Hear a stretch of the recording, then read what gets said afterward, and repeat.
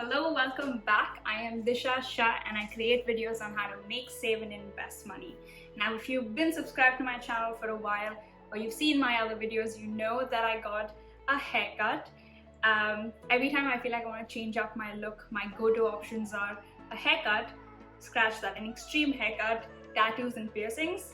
And since my hair was a bit unbelievably long for me, I decided to chop it off. So now that I've explained my look, let's get into today's video. It is an October favorites video like the title suggests. And when I sat down to script this video and kind of reflect upon the months to see what my favorite things were, I realized more than things and products, what came to mind were conversations that I had with my friends and family that I loved the most. And I'm super grateful to be surrounded by really smart, proactive people who are constantly engaging me in conversations that give me new perspectives and narratives and introduce me to really cool new things. So in this video, we're going to cover some of the new things that I learned last month. They're not necessarily a new trend or anything, it's just something that I discovered last month, and I hope to share this with you. So if you're someone who's looking to obsess over some new things, then this is just the video for you. I would also love to know what new things you learned last month. So make sure you leave them down in the comments below and I would love to interact with you. It's called The Queen's Gambit. It is a limited series on Netflix based on the American novel by Walter Tevis, exploring the life of a young female chess prodigy. It was originally published in 1983.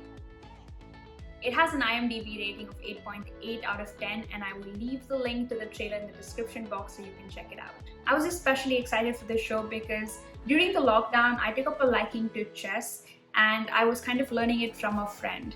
And all the games we studied or analyzed, the books that I read, clearly made me understand that was majorly dominated by men. It's very hard for me to not notice when women are not at the table, figuratively speaking. So when my brother told me about this show, I was all ears.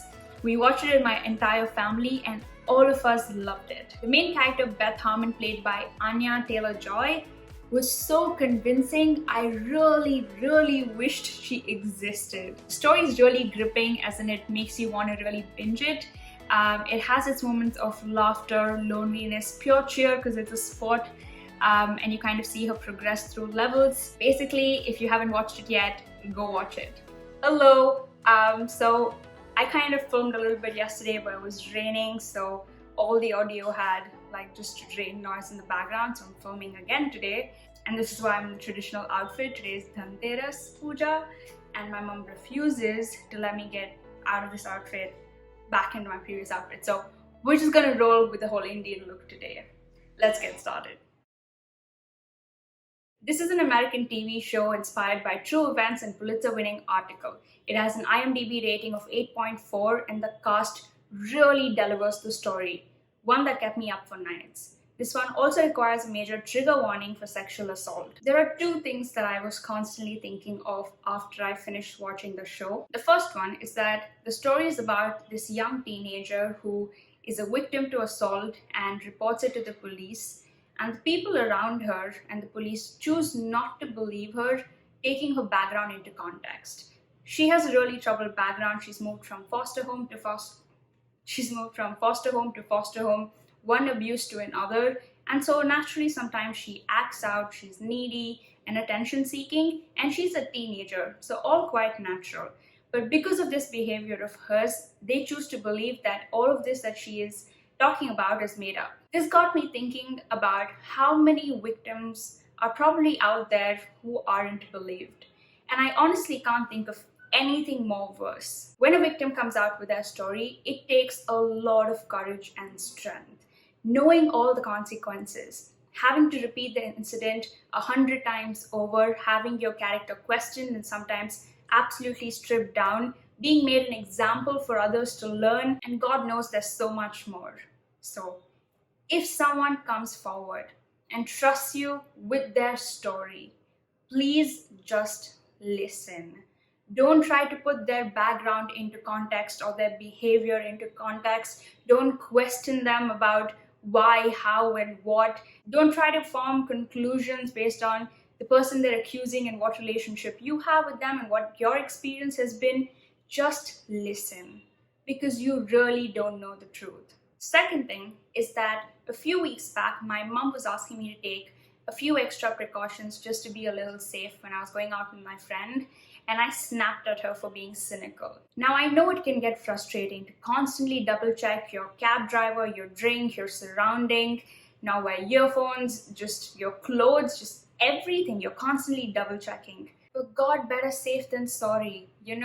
After watching this show, I realized how vulnerable we all actually are, and maybe taking a few extra steps can help us out and save us from something bad happening. So this is a gentle reminder, and I'm going to read out a list of few things that you can include in your daily lives and consciously try to do, which might keep you a little safer. Hold your keys like a weapon. Check the back seat of your car before you get in. Lock the car door the second you get inside and as soon as you exit. Text a friend before going out for a run or on a date with a stranger. Make sure we have enough cell phone battery life before leaving one location to last until we get to another. Switching up our running routes to avoid potential stalkers learning our route. Change the locks when house keys are misplaced. Call someone just for the sake of having someone just in case you're feeling unsafe. Never put your drink down. Watch your drink when it's being poured. Carry perfume, hairspray, or pepper spray just in case you need it. Always meet in public place on a first date. I know it's not a lot, and if you go and look up different ways of being safe, there are 100 other things that you can do. And I know sometimes it's hard to do all of them, but just maybe doing one or two of them might help you. So, gentle reminder. I will leave the link to this trailer in the description box so you can check it out, and if you think it's right up your alley, you should definitely give it a watch. Story's taken really beautifully. It's super gripping watch. Like, you watch one episode and you want to watch the other, and then you want to watch the other. It's definitely a binge-worthy show, so give it a go. For this month's favorite book, I'm picking Devotion of Suspect X. Now, a friend mentioned this in a conversation and I decided to give it a go. No regrets. This book grips you from the very first page till the end. I don't remember the last time I stayed up till 2-3 a.m. just like reading a book and not being able to put it down. So I definitely recommend it. I also think if you're just starting out and you want to get into the habit of reading, fiction books are a good place to start. And picking up a book like this that grips you and forces you to read because you want to know what's happening is a really good place to start. So definitely give it a go. It was written by Kaigo Higashino. It is a Japanese book that's been translated. It was written back in 2005. It has won many awards in Japan, and rightly so. I think it's a brilliant book. There are some similarities to a Hindi movie, but they claim that it's not adapted or inspired by this book. I do want to mention it because I think then you will guess the storyline a little bit, but go give it a read and then come back and comment and let me know if you guessed which movie it's similar to. Moving on to the fun things we learned this month, my brother introduced me to a really cool musical instrument that is played without touching it, basically in air. If you know the name of this instrument, go and leave a comment right now. I will give you 10 seconds to do it.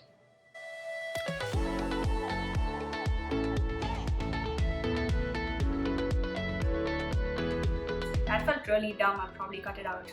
But the musical instrument is called Theremin. We are familiar with other electronic musical instruments like the dubstep, techno, etc. Theremin is also an electronic musical instrument, except it is controlled without touching it by the thereminist, who is the person who plays the instrument.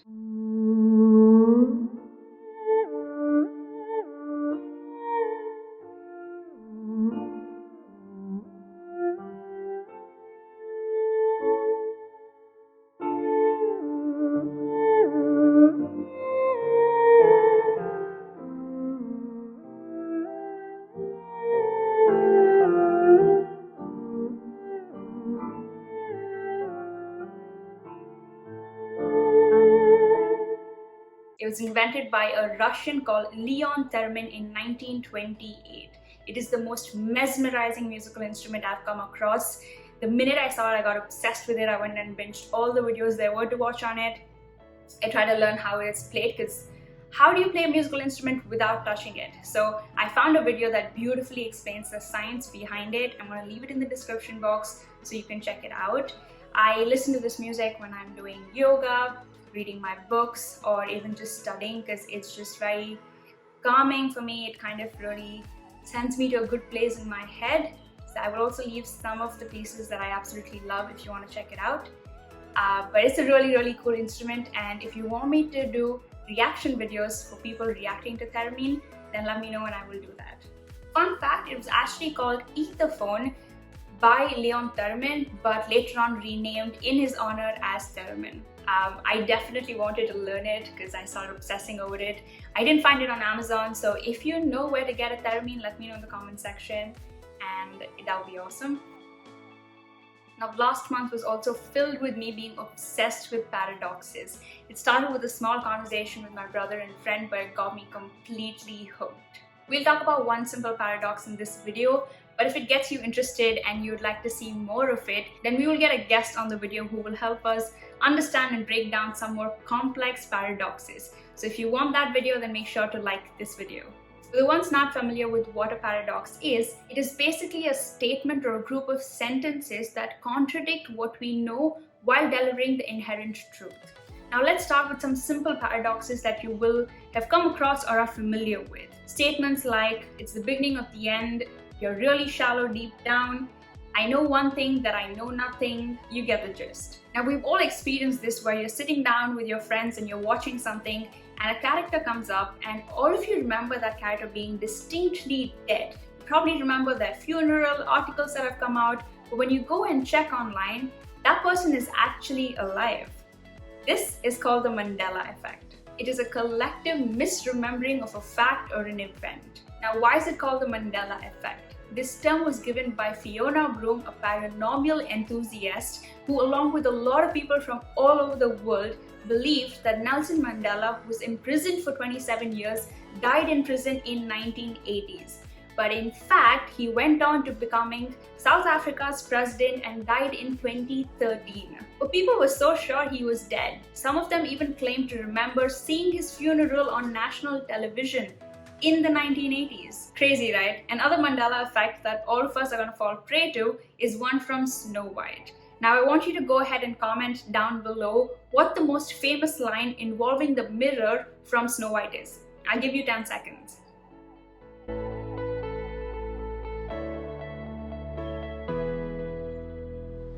I hope it's been 10 seconds. Okay, if you put down mirror, mirror on the wall, who's the fairest of them all? You're not alone in this, but you're also not right. Apparently, what the evil mother says to the mirror is, magic mirror on the wall, who's the fairest of them all? I know, even my hair was blown when I found this out. And apparently there are a lot more of these. There's one about Mother Teresa, there's one from Star Trek, and just so many more. Basically, when you start reading about paradoxes, at least for me, it is never ending. And it's constantly, I don't know, just so, your mind is just constantly blown. There are a lot more paradoxes that I would love to talk about and discuss. And if you know some paradoxes, make sure to leave them in the comment section. I would love reading about them. But yeah, I've been obsessed with paradoxes, very clearly. Coming to the socially responsible and change-making section, the first one is a petition that I signed last month, which is extremely important. You would have heard this going around Instagram and Facebook. It is the petition signed to save Mollem wildlife. The central government, along with the Goa government, has approved 3 main projects. Laying of a 400 kilowatt transmission line in the village of Seldom, doubling the railway line connecting Goa and Karnataka, and the third one, 4-lining of existing NH4A in Anmol. The reason why everyone is so angry about this is, well, there are several reasons, but one of the few reasons is that the lockdown period was taken advantage of to move forward this project without taking the appropriate signatures from the leadership bodies of the local panchayats that exist in these places. It also hasn't made the report public, which states the different kind of impacts the environment is going to have based on this product, and just so many more wrong things. And so this really needs your attention. One of my friends mentioned in her Instagram story while talking about this that every time she put up a story to sign a petition, she would always put up something like, it's only going to take you 30 seconds, it's only going to take you a minute, please do it. But it's high time we start taking out time for this. All of these things that are happening right now directly impact our future and our future generations. We don't have the luxury to be lazy about this. So I'm leaving the link to the petition down below. Please go sign it and share it with your friends and family and make sure they sign it. It literally takes a second, but even if it took 2 hours, I think it's worth doing it. These forests have been declared biodiversity hotspots and a UNESCO World Heritage Site. Goa's water security depends on them being left alone.